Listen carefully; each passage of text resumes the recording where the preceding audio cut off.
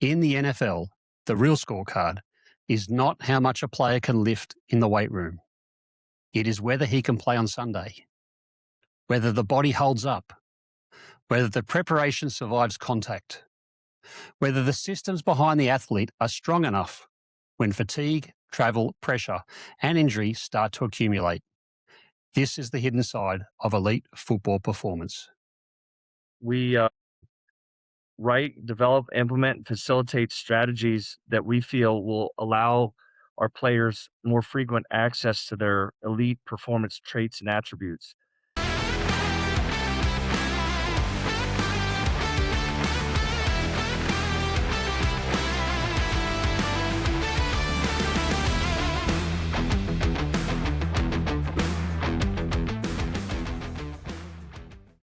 A Super Bowl may be won on game day, but it is often shaped much earlier in the off-season, in the weight room, in recovery, in travel planning, in nutrition, in the way an organisation manages risk, readiness and resilience across a long NFL season. Today on Goal and Inches, I'm joined by Justin Lovett, Director of Strength and Conditioning for the Los Angeles Rams. This conversation is not about gym numbers. It is about the performance system behind one of the NFL's elite organisations. We discuss why availability is one of the truest scorecards in professional football, how strength and conditioning connects with coaching, medical, nutrition and performance science, why the Rams do not simply chase data for its own sake, and how a team prepares bodies to withstand the pressure of an NFL season.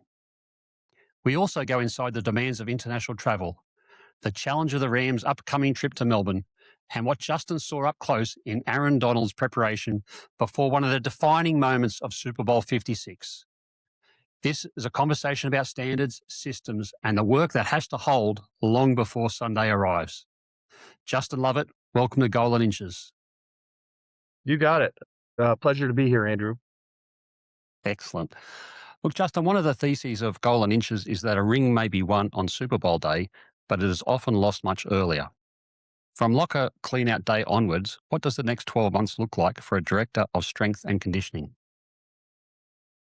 Yeah, that is a unique challenge in the sense that once they clean out their lockers, we go through what's called a dead period. So we're able to contact with our players and provide virtual frameworks for their performance programming, be it in the weight room or on the field. But we are unable to meet with them and coach them on site due to the player bargaining agreement that we abide by as an organization. And it's league-wide mandates that restrict our access to our players.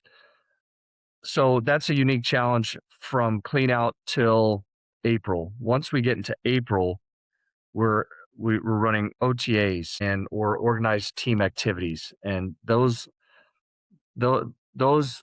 activities include three phases. Phase one, where your players interact with the strength staff and in weightlifting and on the field. Phase two is where coaches are taking the field with your players. So our role is limited to weight room activities and return to play settings. And then phase three is more amplified or competitive team activities with coaches. So really our runway from when we see players to onboard them to football activities is 2 weeks of lifting and running by ourselves. And once the off season, 8 or 9 weeks, depending on which, what your team philosophy is. And new coaches have 2 more weeks in addition to that they can access. After your off season program, you have another dead period, and your dead period would be 4 to 5 weeks and put you into July. Late July is when our team reports to training camp, and training camp is off site and usually in a college or away from your facility. In some cases, some organizations will build out your training camp at their home base and provide fan access to lifts,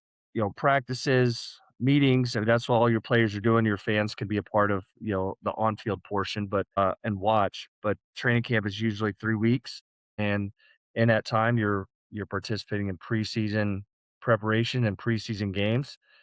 where your younger players get a chance to develop and get cracks at making the team some kind of way, and your veteran players are either playing to refine their skills and crafts, or they're being rested in order to prepare for the regular season. The regular season would take place from September through February if you happen to I'm sorry, let's see, September through January, and then the playoffs would start January and take you through February.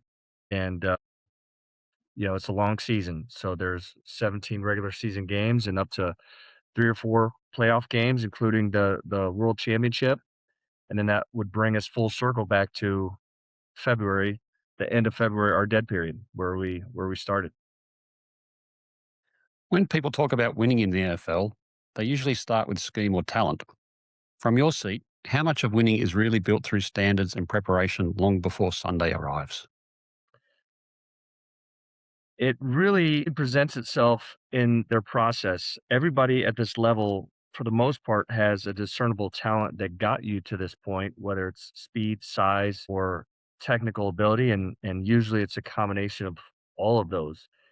What what we find separates players from one another is their professional process and not just film study or the willingness to improve tactically, but it's how much time and effort they dedicate to their nutritional habits, to their sleep habits, to their recovery habits. And it's not easy to it's not easy to fall in love with things that will make you bigger and stronger, but it is very difficult to fall in love with some of the some of the time that it takes to help your body and your tissues turn over to allow you to perform just at this at a even higher level for the next practice. So I would say that it comes down of course there's scheme and talent and s- strategy involved with you know uh, putting your players in their best situations and allowing those players to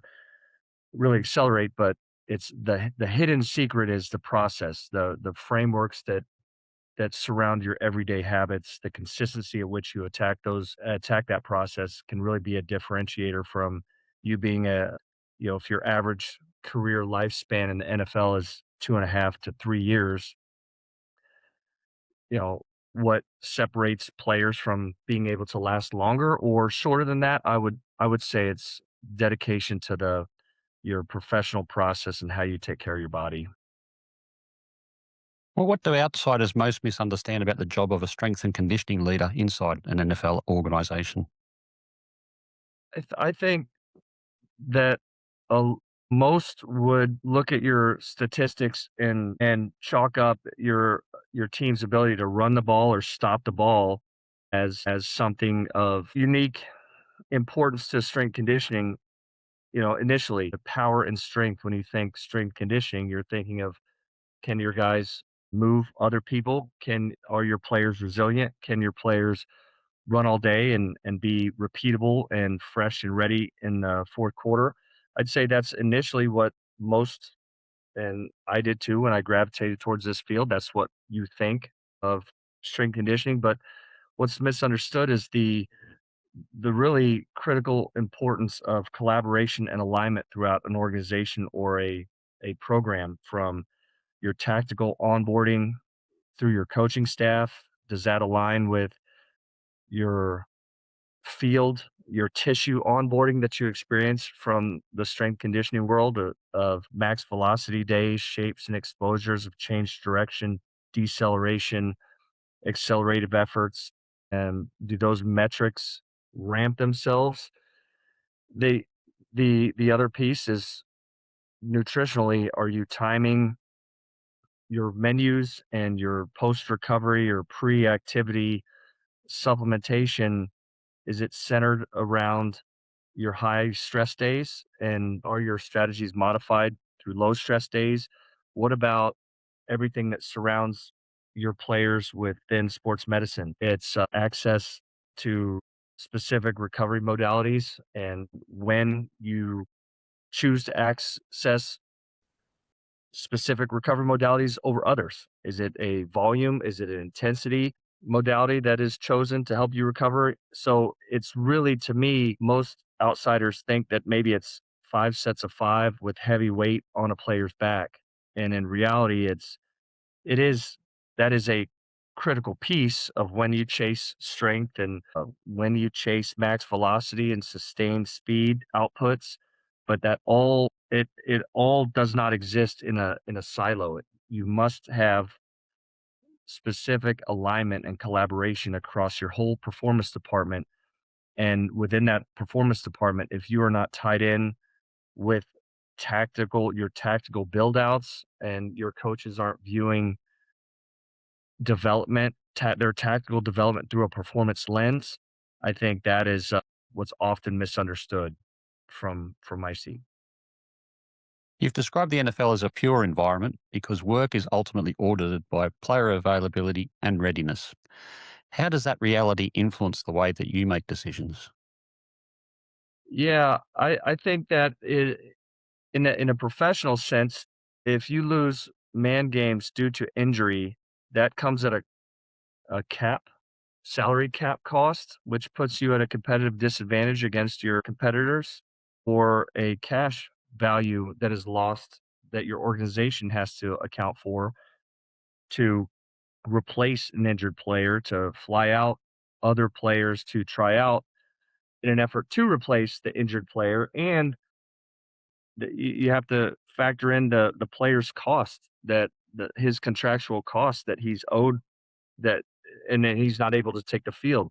So when we're saying a pure environment, we we write, develop, implement, and facilitate strategies that we feel will allow our players more frequent access to their elite performance traits and attributes. And if that's the case, there's going to be pinch points in your weekly schedule and your monthly schedule, depending on travel, depending on style of play that you would encounter from week to week. That's going to cause you and your performance team to make audibles. Maybe it's in exposures on the field. Maybe it's, you know, uh, it could be a compounding effect from previous games. With snaps played that puts your player at a position that he is at elevated risk of a soft tissue injury, or maybe you're experiencing fatigue, or you're seeing fatigue throughout his metrics where he's tested on the field, or he's in the weight room. And so that would allow you to make audibles for that player to make sure that availability is the most key and critical thought process that you have. That player has to be available to play at his potential, and if he's not, then I don't know what we're doing this for, right? It's not about how heavy he can squat or how fast he can run if he can't do it on Sundays. So everything really comes back to, are you helping the player prepare, develop, and be available? And if you are, then that's why it's pure, is because we all have the same scorecard. We all can look at player availability at the end of the day and compare 32 teams against each other. Whereas if you were to break it down and say, how many fast guys do you have? How many strong guys do you have? You could have many fast guys and many strong guys, but if they're not available, then it's not truly a comparison that we find redeeming. Just diving a little bit deeper there. So I've heard you say it's never about you. In a league full of status and, I guess, money, how do you actually build a high performance environment where the work stays bigger than the individual? But we know that the players drive everything. It's a player driven league. Our coaching staff and our support staff are really working in unison to help our players play better, shine, be resilient, and become available. So from a performance standpoint, we make sure that we have a competitive process when we hire or onboard new coaches or new support to our staff that have abilities and attributes that can unlock certain modalities or strategies in return to play, strength and conditioning, or field performance that we might find valuable. I would say, how do we make it work? Initially, is we don't hire narcissists. We don't hire people that are about themselves or have a secret agenda. We really try to search for people that are great people, first of all, that have empathy. They have they have passion about uh, this industry, and I'd say that it's as simple as that. If you find that your candidate or somebody on your staff is using a bunch of I language, or it's about them or what they did, that really goes against everything that our head coach and our organization is about. So usually those candidates don't make it onto our staff in a full-time capacity because it's about the players. We're a bunch of, to quote Mike Tomlin, who is a longtime coach in this league, we're just replaceable, nameless gray faces. And I could care less if a player knows my full name. I'd rather that player know that when they come into our room, that they're going to get good care, that they're going to feel like we're invested in their success, and they feel like we can individualize programming to fit them. And it's a relationship that allows us to keep building and keep individualizing programming as they progress throughout their career and have different needs or different strengths and weaknesses that they want to address. Noting your comments earlier about the blockout periods, so in a long NFL season, how much of your role is preparing bodies and how much is helping build the standards and habits that players can take offsite themselves and allow a team to hold up when pressure, fatigue, and injuries start accumulating?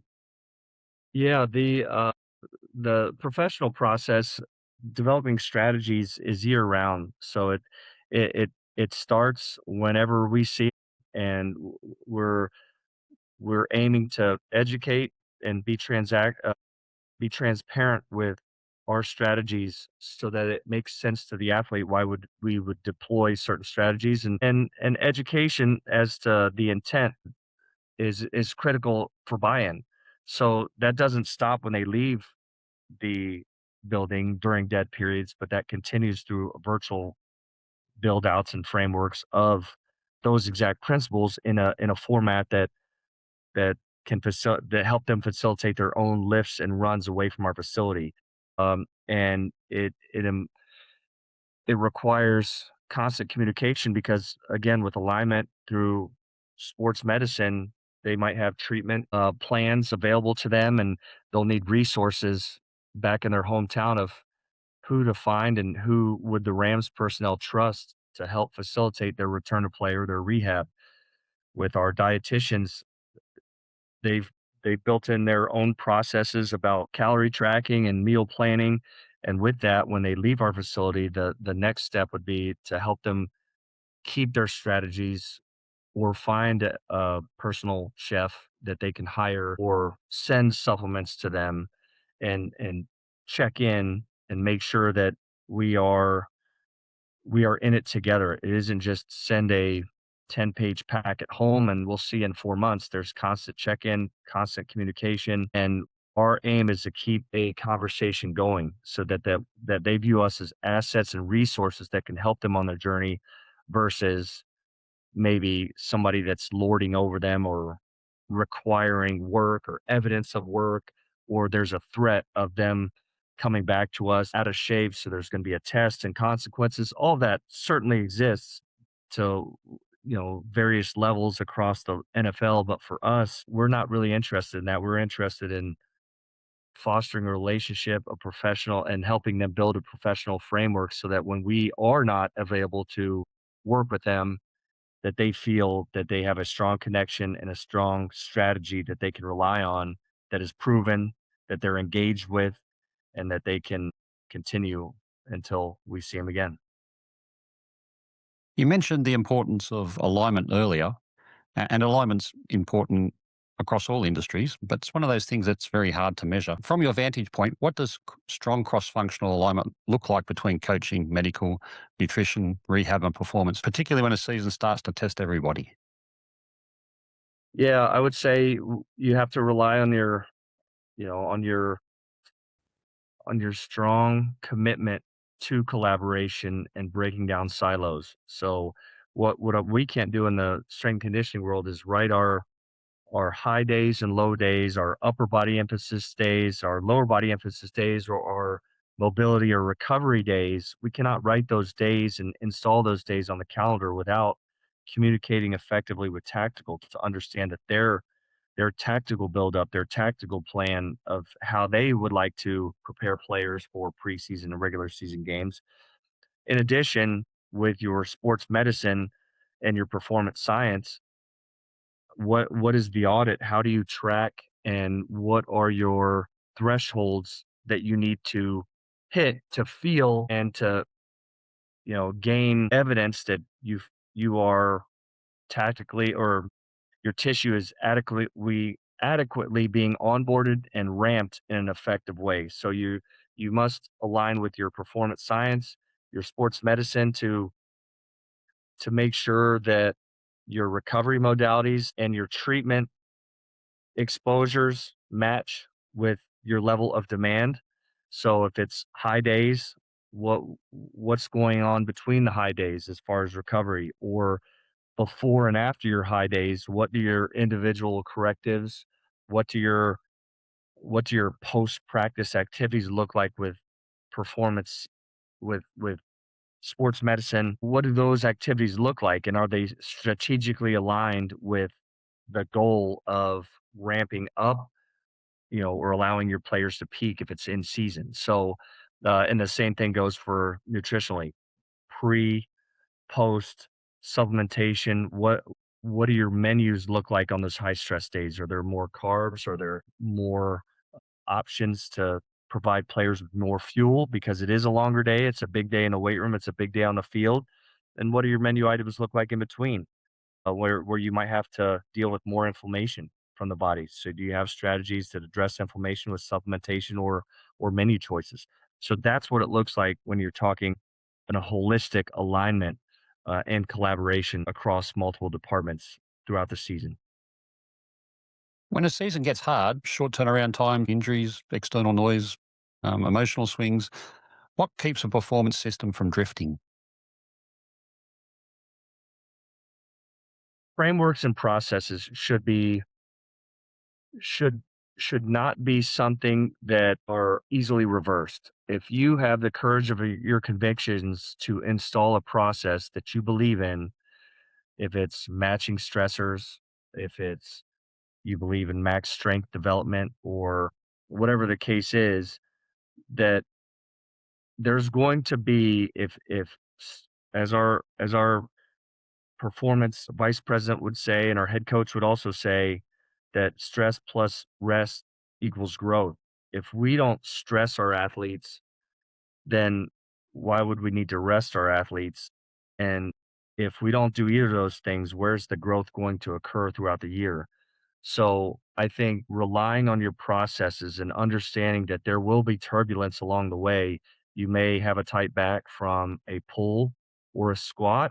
Maybe you have a puffy knee from a collision with a helmet on Saturday that's going to interfere with your development in the weight room from a single leg standpoint on Wednesday of the following week.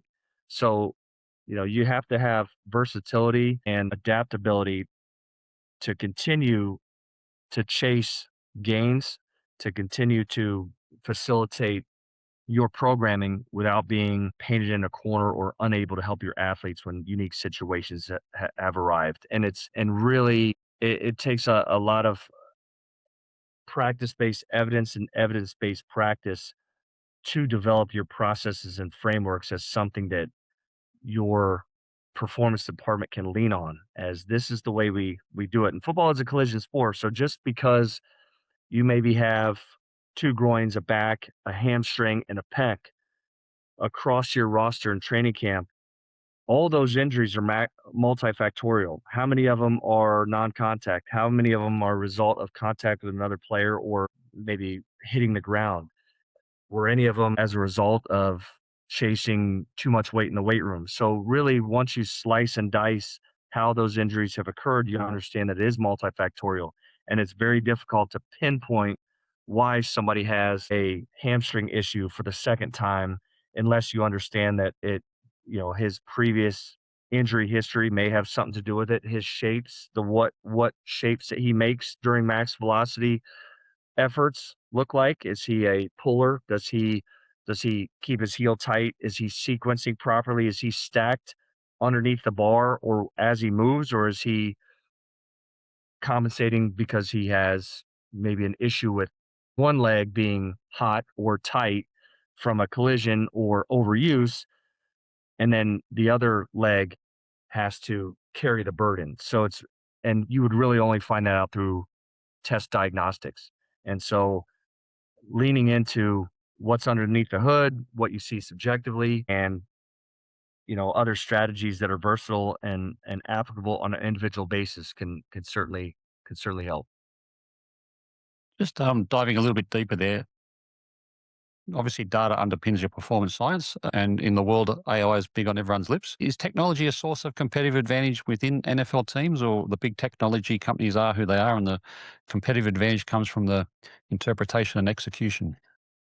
Yeah, that's a really good question in the sense that every team is chasing metrics, but I do think that one of our strengths is that we don't chase ghosts. Just because we see something under the hood doesn't mean we have a hard swerve of programming to accommodate. We do believe that we built out programming on the field and in a weight room that is designed to address asymmetries or muscle sequencing. And we are conscious that we don't want to build strength or speed on top of dysfunction. However, you do have to live in a world where if it's not as if you would rewire a player to suit your needs. That player got here and he has a certain speed and explosiveness with said mechanics that he has. All you're trying to do is make efforts to allow that player to become more efficient in his movements and his efforts in order to make those pathways more frequently to his elite attributes. So I do think there is a role for AI and which can pull your metrics and provide narratives if used carefully and allow you to strategically target more quickly active interventions as opposed to chasing ghosts or making interventions without an ability to audit how the outcome, the potential successful outcomes of those interventions. So I think if used appropriately, AI is will be critical and makes your decision time or your intervention time much faster. Your window is much smaller, so you don't have to chase 4 or 5 different apps or testing measures and then interpret them blind. You can provide metrics, compare metrics to historical data, and AI will help those narratives or suggested interventions illuminate out from the rest. And it's up to your performance department to make strategic decisions that they see fit based off of what they see objectively, subjectively, and through AI. And oftentimes, if you have a clean crew, if you have an elite performance science department, you have a engaged sports medicine department, as well as strength conditioning and nutrition, those AI initiatives are often used as validation of the strategies that you are going to employ in the first place. That's fascinating. Taking the 1%ers down to 0.5% or lower. In season, when do you first start to see the pressure show up physically? Is it fatigue and decision making as an indicator, the recovery discipline, anything else less obvious? Yeah, we like to provide players with wellness screens as a way to allow them to communicate. So globally, we're looking for subjective soreness. Objectively, we're trying to understand what our jumps and if our Nord boards or our force frames are providing information that could dictate fatigue or not dictate, but illuminate that we have global fatigue or even individual fatigue. Maybe our GPS numbers on specific players were having problems with auto regulation. So we don't see hard accelerations or max velocities out of players over the course of practice like we had the previous 3 weeks. And so those, all of those metrics that are quickly analyzed can help your performance team develop strategies to, you know, to influence their tactical build outs from week to week. So that's where the alignment from performance goes with tactical. Because if we're seeing all those elements show up and we do see fatigue and maybe, usually at this level, we're not seeing a recovery fall off or we're not seeing buy-in fall off. It's usually an inability to perform at their standards or level that becomes an issue. And then it's necessary for our performance department to try to intervene and not protect necessarily, but provide a different strategy or an alternate strategy for that player to rebound and continue. And maybe that's a tactical influence where he's restricted during practice to certain periods where it might be a closed box or just a change of direction situation, or it's you know, they're for the first half of practice, and then they'll continue conditioning the second half of practice in an unloaded fashion.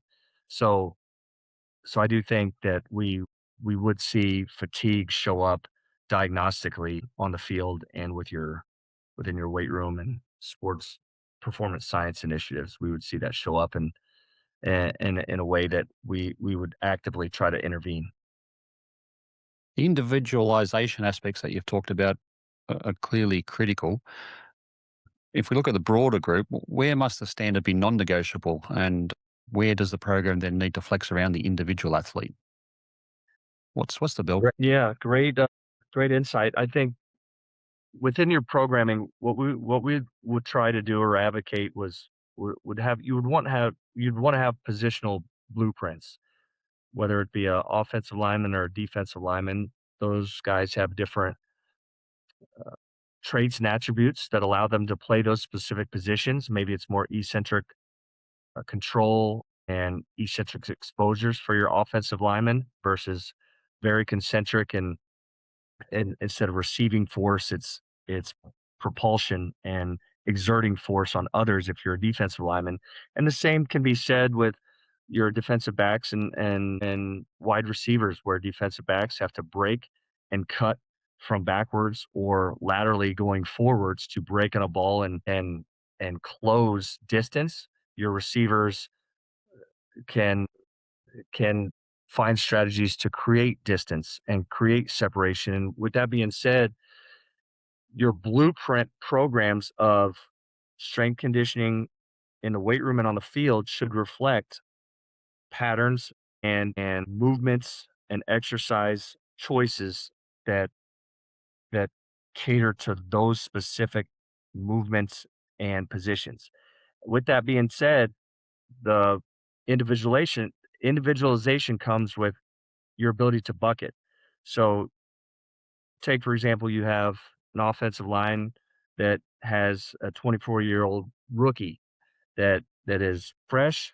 He may have less miles on his odometer than others. On the same offensive line, you have a 37-year-old, 11 or 12-year veteran that has joint or preservation qualities to his program, whereas the rookie might just follow the blueprint.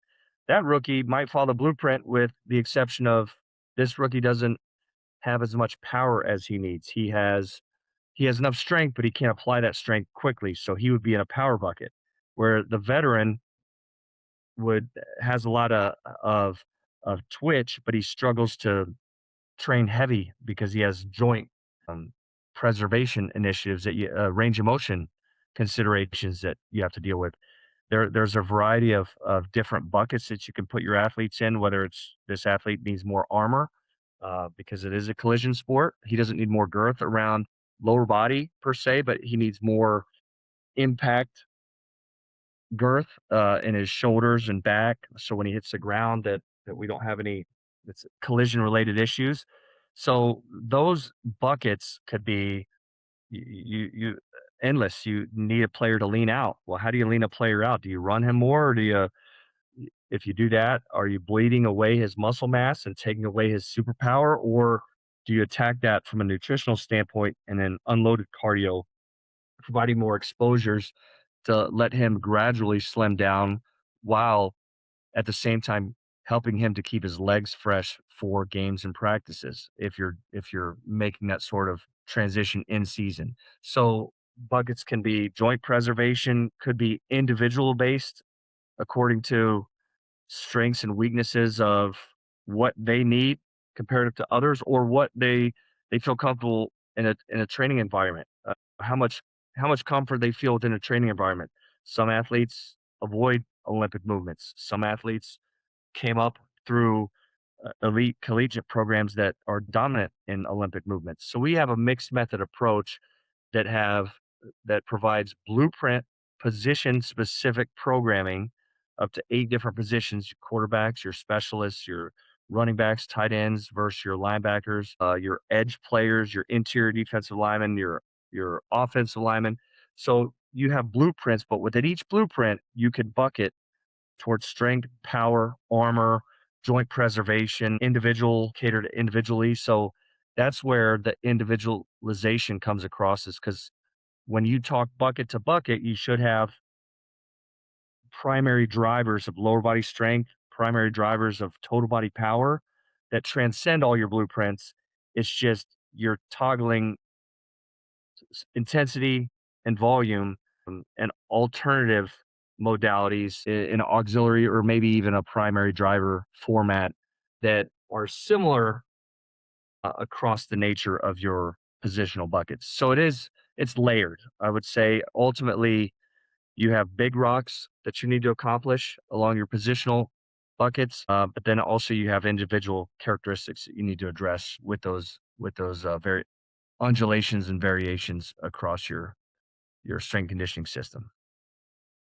That's really incredible. So many moving parts.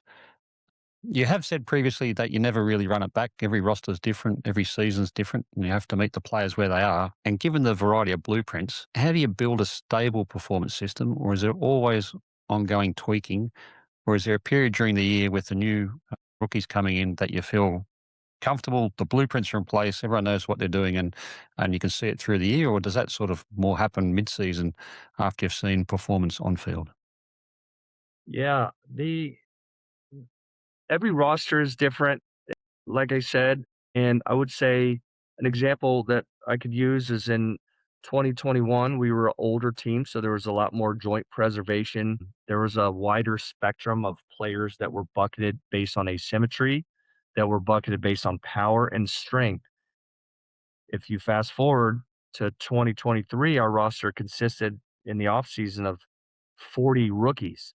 So a lot of those rookies did not need buckets. They just needed exposure towards to what our program is. And in that regard, we were able to lean a little bit more on Olympic movements because our roster was so young, and we would modify other players that maybe into a different modality if the Olympic movement didn't fit.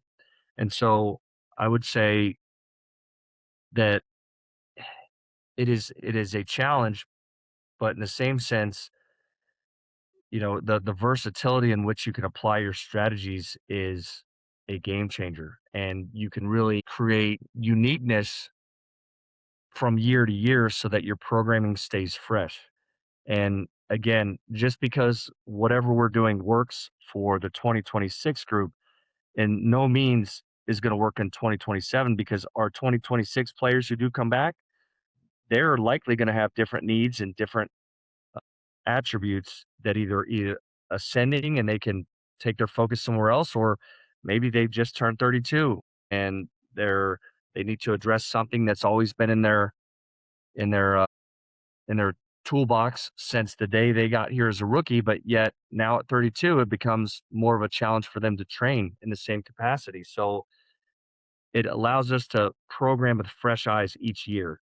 And I would say that we do have a pillars, if you will, of what we think lower body strength, upper body strength development looks like, as well as a wide range of modalities that we would use across our roster to help create pathways towards more power. And which modalities that we choose is highly dependent on our roster and how they transcend the game and from season to season. So yeah, it's a new year every year, and we want to attack our off season preparation with fresh eyes and really start from scratch. And that's not any dissimilar than what an offensive coordinator or a defensive coordinator and within our organization would be asked to do. They're asked to deconstruct, start over, and reteach the basics. How do you reteach the basics better? How do you facilitate cleaner and more efficient understanding of your offensive and defensive and special teams concepts? So you're really trying to refine your programming in the off season, and we feel like we can do that the best if we have fresh eyes and really lose the bias from whatever previous experience that we've had year to year. If we were just to focus on the rookies for a moment, so you've worked at major college programs and in the NFL. Some of the college players look enormous on television, but still the transformation from year one to year two in the NFL can be striking. What actually changes in those physical development modalities once a player enters the league? Yeah, the first is that they're a professional. Their whole job is to develop their asset, and their asset is their bodies and their minds. So tactically, they are immersed in film study, and from a physical standpoint, they're experiencing new ways to recover, new ways to train, and a very selected exposure regimen of when to train and how to train. So if if if I'm going to clear that up, it means that there's no classes that interfere. There's less social life because these guys are more mature. There is some element of that, but in a college environment, a lot of times your programming is your exposures are fundamentally different. There are a lot of I'm not going to knock all colleges and say that there's activity without achievement, but there are less considerations toward player readiness in the sense that they're lifting 5 days a week. They're taking the field 4 days a week. In a professional environment, there are strategic and cerebral instances where you would want to deploy high intensity strength conditioning, high intensity tactical work, and there's less of a emphasis, and there's really no emphasis here of activity done achievement.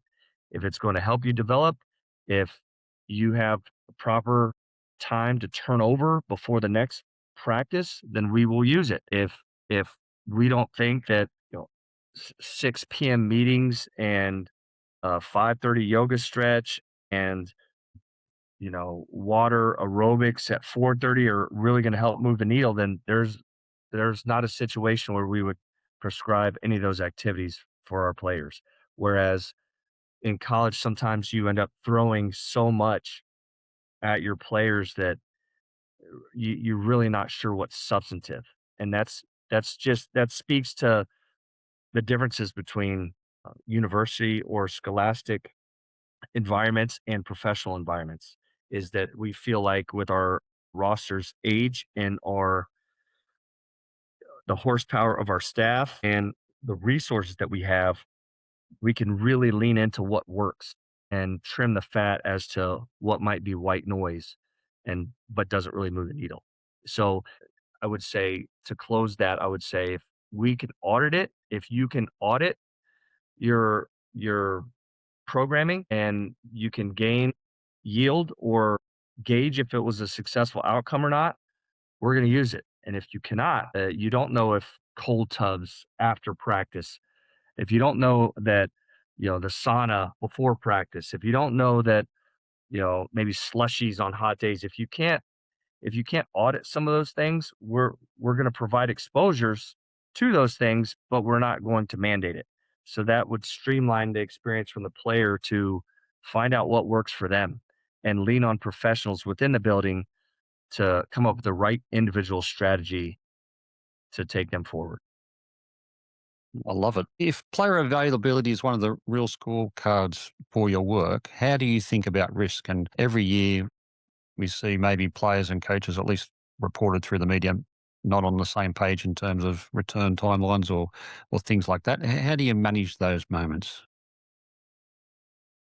The We're pretty fortunate with our administration and how they look at selecting players in the sense that they do consider previous risk and of injury, and we know that that's part of our equation if we take a player that has considerable injury history or a lack of injury before. We know that, and we can lean into strategies that surround each of those players.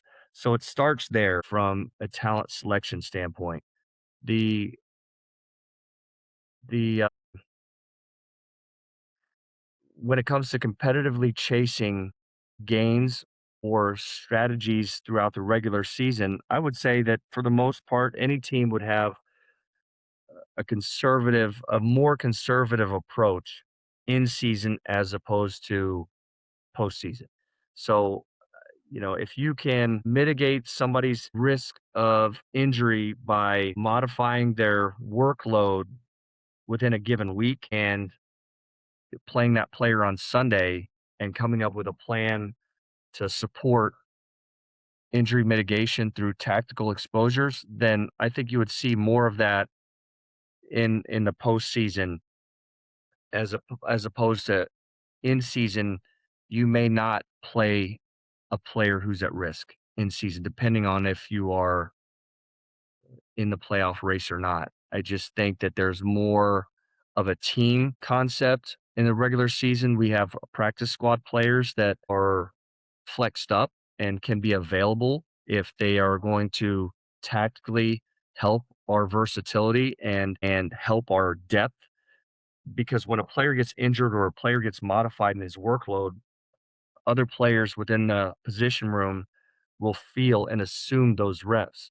The reps aren't just gone, they have to be taken by somebody. So there's a strong consideration of how those ripple effects will adjust your roster rotations. And I do believe that you see more conservative strategies in the regular season, depending if your postseason how much percentage of the postseason depends on the upcoming game. Now, postseason, it's really, you know, you're riding the lightning, as what we would say is you're making a call, or your performance team, your vice president of performance is making a call, and it's with the best intent for the player and best intent for the team, but it may be a shift to a more aggressive notch up on the continuum of discretion. So it does change. In my viewpoint, it does change, and it does change what the player their mindset as well, and they're more willing to take a beat and have more patience throughout the process in the regular season, but not so much when you're talking a championship level game. And they'll do anything that they can to be out there, and it's our job to, in that sense, protect them from themselves, so they can not put themselves in a bad spot tactically for our team or professionally going forward with their asset, with their bodies. So the heavy work's done pre-season. During the season, it's about managing their stress, recovery, and adaptation, and being ready for the championship games. During the regular season, is there ever a time when you need to lift it up a gear? Yeah, I think there's multiple peaks within a season every 2 to 3 or 3 to 4 weeks, depending on your schedule, your exposures to high intensity work. If you have a really stiff travel schedule that limits your exposure. For example, last year we played in London, but before we played in London, we played in Baltimore and stayed out on the East Coast of the United States in Baltimore the week before we left to London to make that trip shorter. And our challenge was to provide the same number of exposures and regulated workloads as we would if we were home in Los Angeles. So I do think that there are many pathways to peak and at least elicit a fresh, stout readiness of your roster in a regulated manner. So you can't peak every week, but you do strategically pick times within your calendar that you want to peak. And to keep it simple, we work backwards. We want to peak in February. And so, but there are many peaks throughout the regular season and the playoffs where you're you're you're providing opportunities to lift heavier or rip the bar faster, and you're being more aggressive in your weight prescriptions or your load prescriptions and being more aggressive in your modalities. And that's a part of the periodization and undulation that you would have throughout the NFL regular season and posterior or postseason calendar. You talked about the travel schedule, and obviously all Australians are very excited that week one is in Melbourne. But from a performance perspective, that obviously creates unique challenges in that the long haul is bigger than's been done before. Time zones really significant, and then the need to recover quickly for week two. How do you think about that challenge from a performance standpoint? What can be planned for? What has to stay flexible? And where can a game a month later be compromised by decisions made around that week? Yeah, that's the big challenge that I think a lot of NFL teams are dealing with right now since our schedule just came out. We would like to, speaking for us, we would like to have our work be done before we get on a plane. So that means our work week, everything is completed film wise and lift or practice wise before we get on a plane, and that allows us to leave a little bit later. We like to leave later, and we like to be consistent when we land at any host city so that it feels closer to our circadian rhythm. When we land at 6:30 p.m., for example, we're going to have dinner, and then we're going to have a team meeting, and then we're going to bed. We'll wake up at whatever time that is the next day, and depending on when our kickoff time is, and we will try to keep that similar. It's not perfect, but it's try to stay in similar rhythm throughout our home games, our night games, our day games, away games.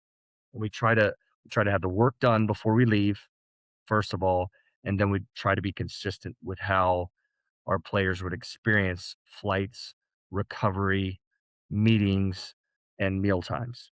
And that way, some trips are longer than others, some trips are more taxing than others. But if your next week is similar to the previous week, then you do have to get back on track and fall into a regular weekly rhythm going into the next game. And so that's the strategies that we take and most teams would take. And if it's not handled right, you alluded to it, you can have a travel scenario that would affect next week or 2 weeks later because you haven't recovered, or maybe that there wasn't the best strategies during your bye week that would put your players in a situation where they didn't feel optimized in terms of their tissue quality or their readiness, their state of readiness. So it's the butterfly effect.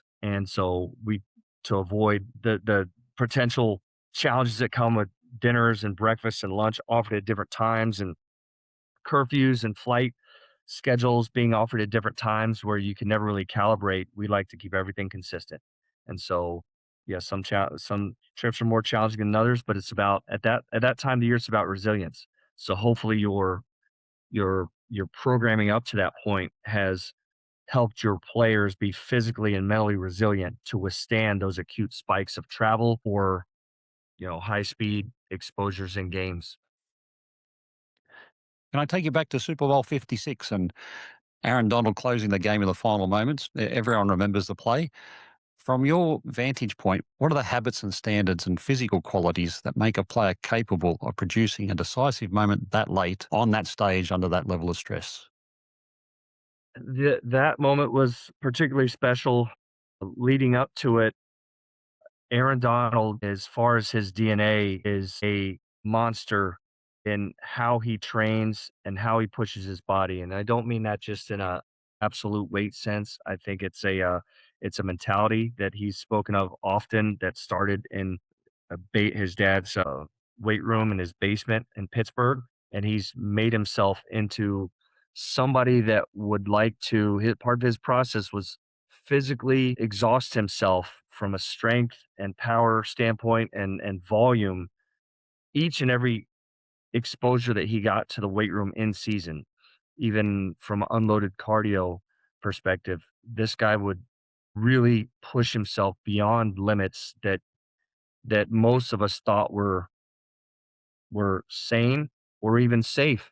And so what I learned really quickly is how do we stay in a relationship with Aaron to where he doesn't, we don't exactly feel comfortable with how hard he goes all the time and how much he does all the time, but how do we help influence those activities in a way that can provide a successful outcome that don't create inflammation in shoulders and elbows. So it's really just wanting to be a part of his process that maybe he would consider certain movements over others or application of high stress and intense workouts on certain days over others. And I'd say the the professionalism, the consistency, and the the the mindset of the monster mindset, or what they would call as dog work, the DAWG dog work mindset that he had, and that was different. I've never seen anybody like him from a physical standpoint, and really never seen anyone like him from a mental standpoint. He would do that if the year before, after we exited the playoffs early, the year before Super Bowl 56, he he was out there 2 weeks lifting and running the Monday. I believe it was after checkout, so it was probably he started on he started on the week that we left. I believe that we got back. It was like the Monday. Part of it was anger, part of it was frustration, but I'll never forget that. Those 2 weeks were he pushed himself harder than ever, and so that was just his nature, and so to put himself in that position, that was a lot of work, that was a lot of sacrifice, and really it was, I think we knew it as soon as somebody pushed him and shoved him on the sideline. We were talking to ourselves like that could be a problem for them, and just because of Aaron is a was a on the field a absolute superhero. Like that, it was like you would see in the movies. Just you don't mess with that guy, and if you did, then there's going to be problems. And it still gives me chills to think about it because we saw it on the side, and there was some extra pushing and shoving, and then right after that, that game changed. And so that's probably one of the most magical things I've ever seen on a football field is what he did in the NFC Championship versus the 49ers, and especially what he did in Super Bowl 56 for the against the Cincinnati Bengals. Unbelievable. Just amazing. A lot of people assume elite performance is about cutting edge complexity, but you keep coming back to the basics: cadence, rhythm, organization. Where have you learned that winning is protected more by the boring details than by the flashy ideas? Well, it comes along with the nature of roster turnover. Within 3 years of us winning Super Bowl 56, there was probably 5 players on that team that were still here. And y- so any complex or highly invasive activities must have been retaught so that you have premium quality when you deploy those activities and those strategies. And so it really comes down to consistency, doing what you say, saying what you do, being a consummate professional every day in the sense that you have an opportunity to either push your body or help your body recover, and there is no in between. So there's no standing still. There's moving forward or there's taking a step back.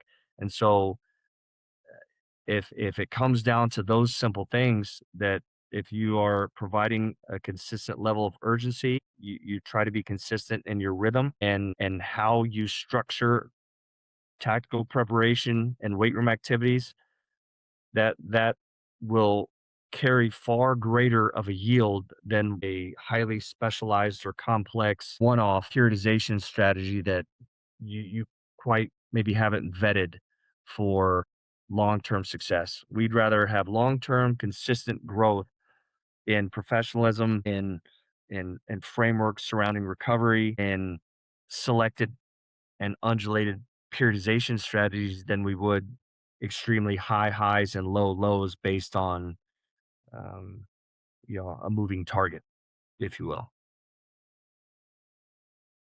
Justin, thank you so much for joining us. The Rams are an elite organisation, and I've got no doubt that in the postseason they'll be right in the mix for another ring. Best wishes for the upcoming season, and thanks for joining Goal and Inches. Thank you for having me. Looking forward to our trip to Melbourne. My thanks to Justin Lovett for joining Goal and Inches. What stands out from that conversation is how much of elite performance is built away from the spotlight. The public sees the game. The organisation has to manage the season. Availability, recovery, travel, nutrition, data, judgment, trust, alignment, none of it is glamorous in isolation. But together, those are the systems that allow players to perform when the stakes rise. And that is one of the central ideas behind this show. Pressure does not just arrive on a Sunday. It reveals what has been built long before. If this conversation gave you a different view on how elite NFL organisations prepare, subscribe to Goal and Inches. More conversations are coming on the decisions, systems and standards behind performance at the highest level. I'm Andrew Johnson. This is Goal and Inches, the NFL pressure test.